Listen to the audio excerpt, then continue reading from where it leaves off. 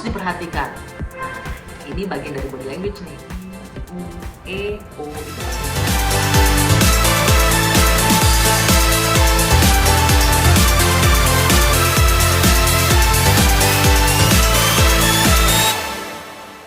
Kita lanjut ya, untuk persiapan public speaking apa aja sih yang harus dilakukan selain pertama itu masalah materi ya. Nanti kita akan bahas di episode terpisah soal materi yang harus dikuasai.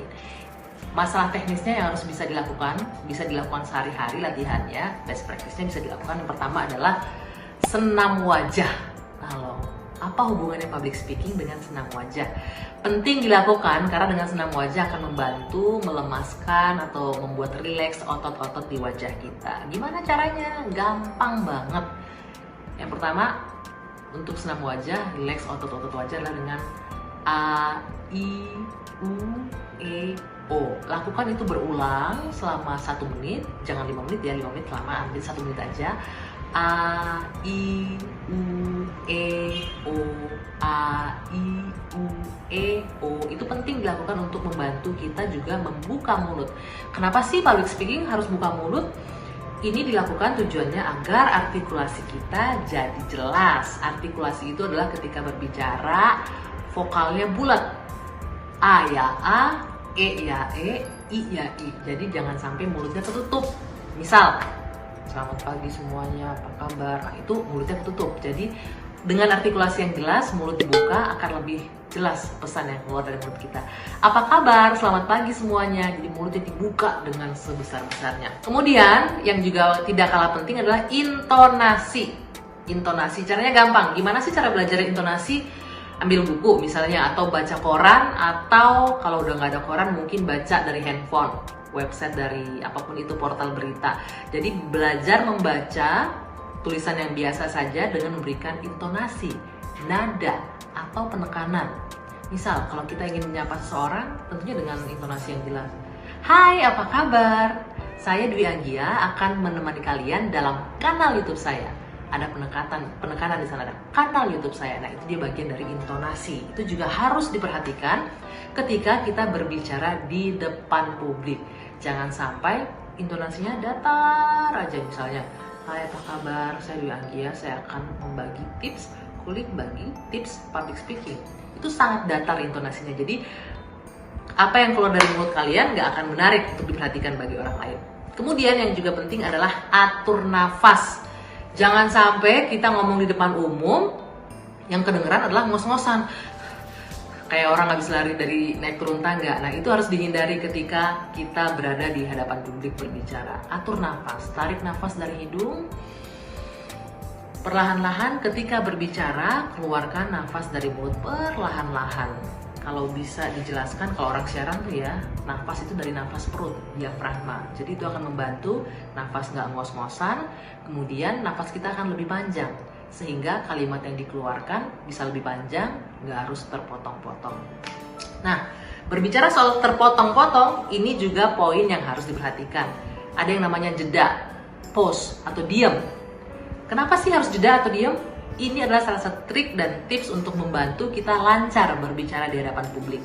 Dengan jeda atau pause tadi atau diam, membantu kita untuk kasih waktu, pertama untuk tarik nafas, yang kedua untuk menyusun formulasi kalimat. Sehingga kalimat yang keluar dari mulut kita lebih tertata, nggak belepotan, mengurangi slip of tongue juga. Jangan sampai jeda itu diisi dengan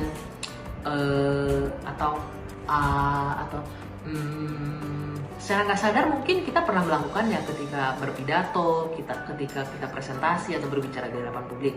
Nah, dengan jeda, dengan pause akan membantu kita mengatur itu semua, mengeliminir, menghilangkan kata-kata yang tidak perlu seperti a, e, dan lain-lain. Nah, jeda juga membantu kita untuk mengatur nafas. Jadi semuanya saling berkaitan dan bisa dilatih. Jangan khawatir.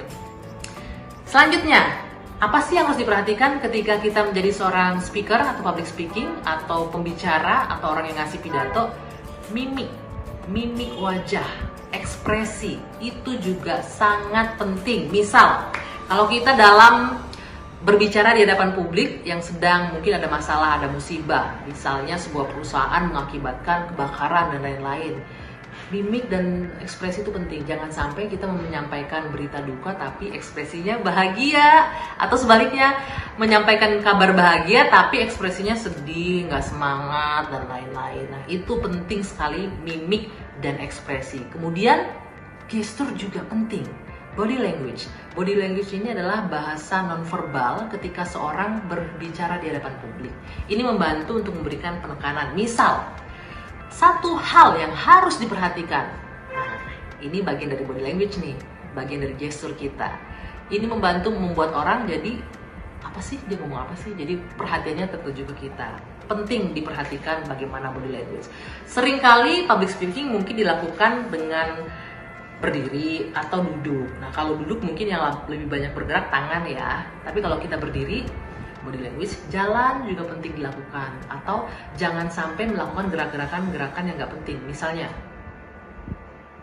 tanpa sadar bergoyang atau melakukan gerakan yang sering berulang nggak penting. Misalnya sambil megang pulpen, puter, atau megang kertasnya diginiin terus, isunya diginiin terus. Nah, itu body language atau gerakan yang nggak penting. Itu juga harus diperhatikan. Terakhir, caranya ada. Pakai cermin. Di rumah ada dong cermin atau kaca. Setiap latihan dari poin-poin yang saya sampaikan tadi, lakukan di depan cermin. Perhatikan mimik kalian, perhatikan ekspresi kalian, perhatikan juga gestur kalian atau body language kalian. Nah, kalau semuanya udah, silakan habis nonton tayangan ini langsung dipraktekkan, dicobain. Terus kalau udah, dievaluasi, dilihat sendiri. Gampang kok. Kalau punya handphone ya udah pakai handphone, direkam di depan handphone. Setelah itu dilihat lagi tayangannya, dievaluasi lagi. Kalau udah, jangan lupa ceritakan pengalaman kalian di kolom komentar. Oke, segitu dulu tips public speaking di kanal Dwi Anggia. Kita akan jumpa lagi di episode yang datang. Bye!